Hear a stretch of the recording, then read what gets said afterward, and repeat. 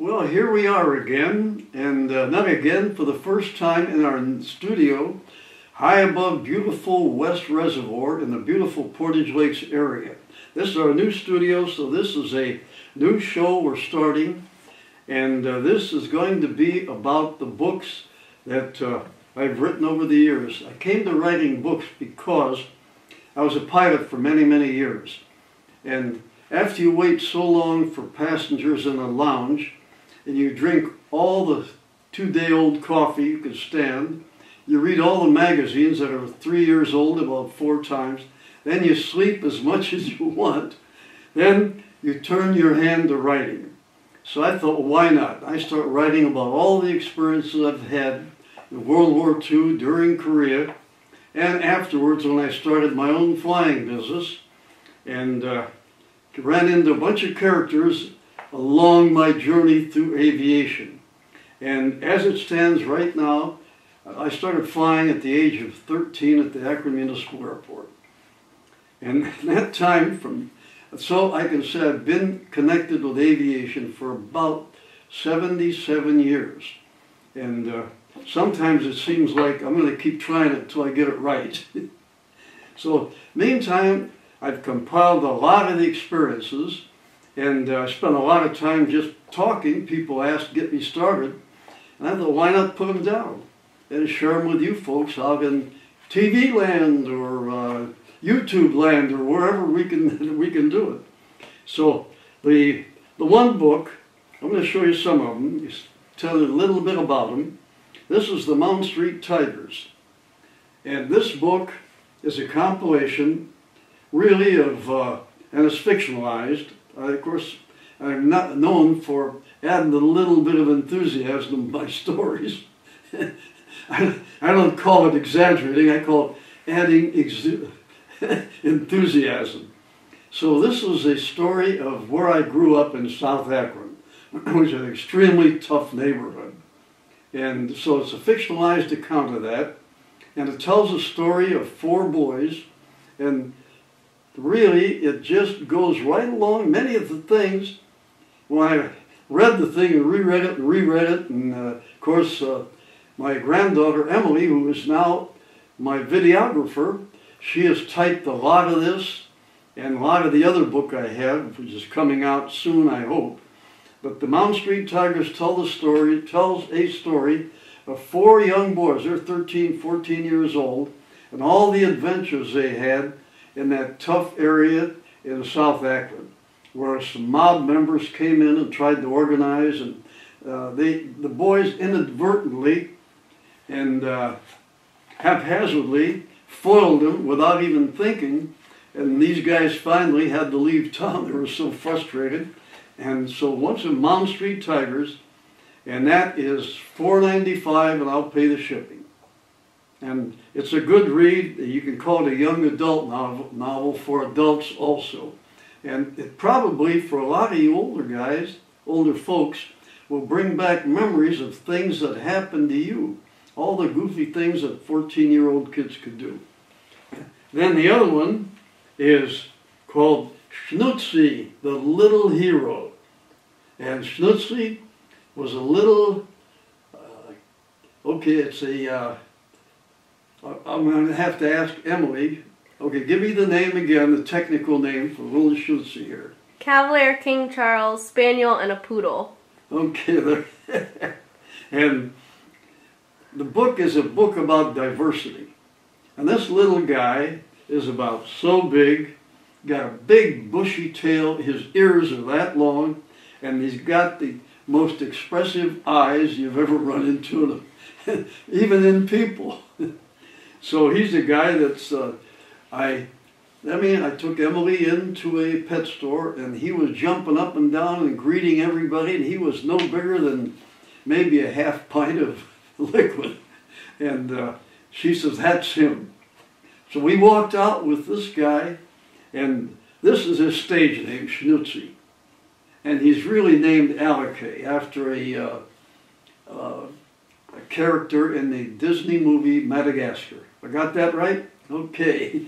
And it's a story of this little guy, fictionalized also with a lot of enthusiasm, he moves into a new neighborhood when his family buys a house there. And the other dogs, he's an outsider. The other dogs wouldn't have anything to do with him, although he tries to be friends. And so they decide that they'd snub him. And he was hurt because he's a very friendly little guy. What happens, that a neighbor lady's child, baby, when the electricity went out and her air conditioning quit, she came out of the house yelling, "Somebody help me.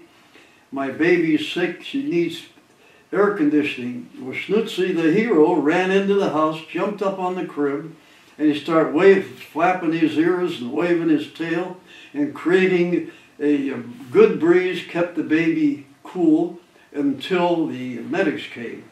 Well, from that time on, he was declared a hero. They had him on television. The mayor gave him a medal for being a hero. Schnutzy, the little hero. And the story is because, and the diversity point is that if somebody's different, that doesn't mean to ignore them or anything else. Enter them in, especially in school or various places. Somebody's different, looks different, talks different. And they even made fun of his name, Schnutzy. He had made fun of his big ears, made fun of his big tail. And they told him that why doesn't he try to fly like that elephant did in that Disney movie? He even tried to fly to satisfy these people, went down a sliding board, he couldn't fly. But anyway, he became a hero after cooling the baby off. So there's a little lesson here on diversity. He made him a hero, then the other dogs came around and says, maybe we can get Schnutzy to come out and play with us. So after all, in the end, he won. They didn't know what kind of a guy he was. He had a lot of heart. There he is right there telling you good night. And there's our photographer hugging that little guy. And he certainly is a huggable guy. So this Schnutzy is also available. And every parent I've given it to, every grandparent I've given it to, that have, parents have small children, grandparents, small grandchildren, they said they loved the book. I gave away maybe well over 100 of them as a test flight. And they said their kids loved the book. But you know, I'm still trying to sell it to an agent. But anyway, it is a good lesson. And I think I'm going to get something in one of the public schools where they can talk about diversity. And it is a lesson on diversity. Once again, here he is, Schnutzy, the little hero, and, of course, Emily. Okay, well, let's wait. We've got other stuff to talk about, other books, other stories I've got, and we'll bring those up.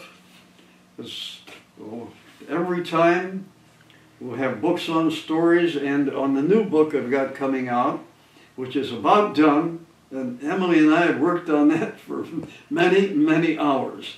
And it's in the computer. She typed it. She corrected it. She picked up all my typos and all of that. So once she shows me how to get out of the computer, then we're going to publish that book, and it's called Whiskey Strip and Other Stories. But when it's all said and done, possibly it'll outgrow Whiskey Strip. We'll have too many other stories, so, and believe me, I've got a bunch of them. And the other stories then may go into another book. But once again, Schnutzy, $4.95, I'll pay the shipping. Mound Street Tigers, $4.95, and I pay the shipping. And thank you for being with us, and happy flying until the next time. Well, welcome back again, and with all the talking I'm going to do, and just talking about stories, and I'm going to review and talk with you about some of the stories I have in the new book called Whiskey Strip and Other Stories. Whiskey Strip was a small airport about 5 miles west of Akron, and when I left the Akron Municipal Airport back in the 50s, and for various reasons, the management was tough to get along with, so we moved out there, and the characters at Whiskey Strip were something else.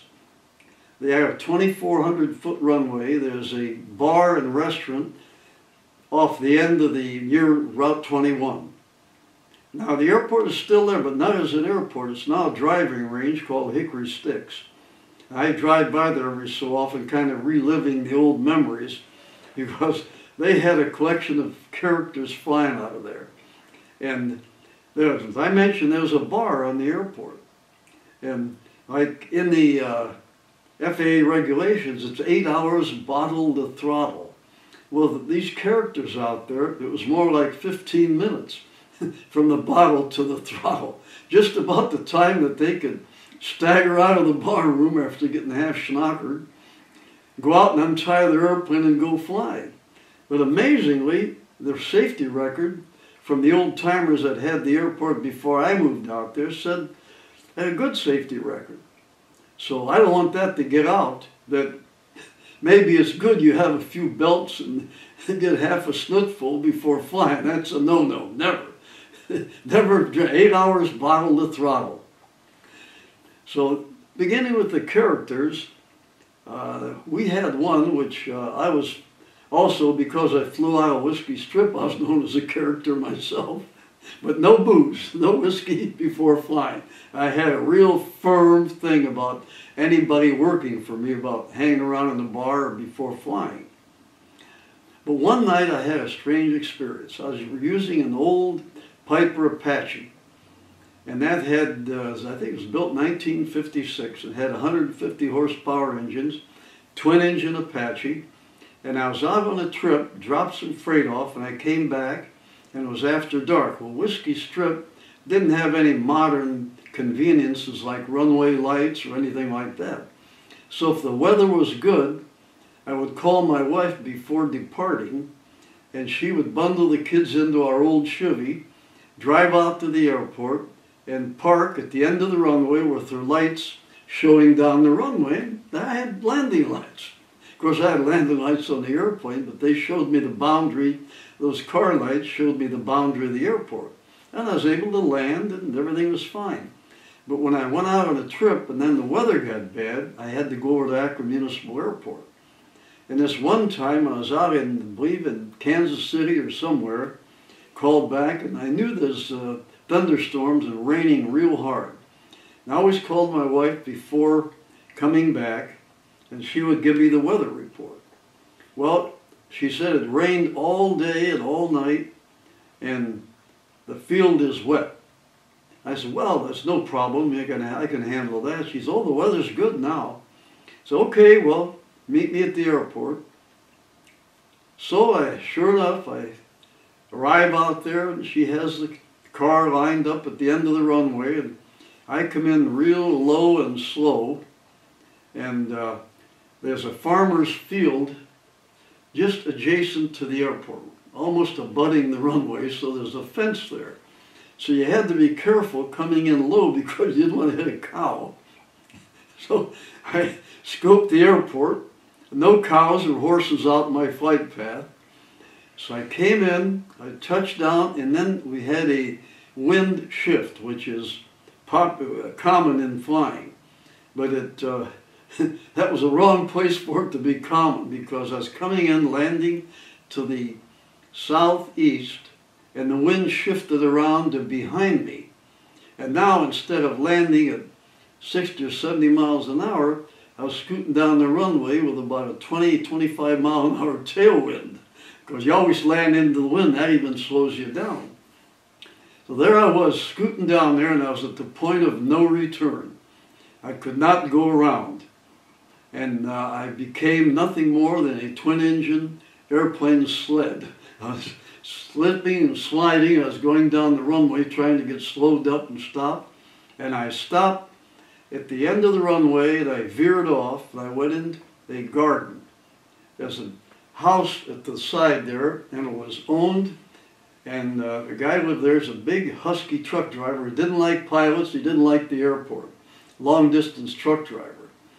And I slid into his garden, and I created a massive salad there with the propellers. I got the airplane stopped about 10 feet from the porch. And I got out, shaking my head and shaking my hands, also a little discombobulated with that type of landing. And I yelled over to the house, and the guy came out and says, "I'll pay for your garden. Tell me how much and I'll pay you for everything that I chopped up." And he came out with a shotgun, and he was yelling at me, "You're the guy, you're the guy. You're the guy who's fooling around with my wife. I know, you're the pilot, you're just showing off, bring that airplane up here." And he said, "I'm going to blow your head off." I says, I had my hands up, I said, "Look, I don't know what you're talking about. I just made a bad landing here because of a wind shift." He said, "I don't care what you did." Then his wife came out. She's, "No, it's not him." Then she put her hand over her mouth and ran back into the hospital. And he ran back in after her. And I heard much screaming and yelling and whopping. And I started the airplane up, and I got out of there just as quick as I could, taxied it behind the hangar, and waved to my wife to pick me up. And said, "Let's get out of here quick." And the guy never sent me a bill for ruining his garden, and I sure didn't go up to his door and ask for one. So that's one of the stories about Whiskey Strip. And believe me, I've got many more of them, so stay tuned to us. Stay tuned to the Ernie Stories Show on YouTube and on our regular website. You can pick all of these up. Thank